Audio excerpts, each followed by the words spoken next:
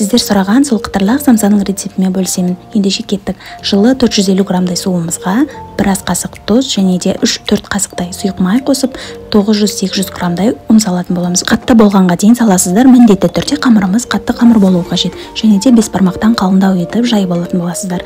Ерітілген 82% сары майымызды жағып шығатын боламыз. Екі қамырдың үстіне де жағып, сары майымыздың суып қатқанын күтетін боламыз. Суығаннан соң барып қамырымызды орайтын боламыз. Екі қамырды бір-бірінің үстіне қойып, сары май жағып орады міндетті түрде мән беріңіздер. Және де осылай кесіп алып, қалаған начинкамен қалаған формада түйіп алсаңыздар болады. Алдын ала қыздырылған пешімізде 180 градуста 40 минуттай пісіріп алатын боламыз.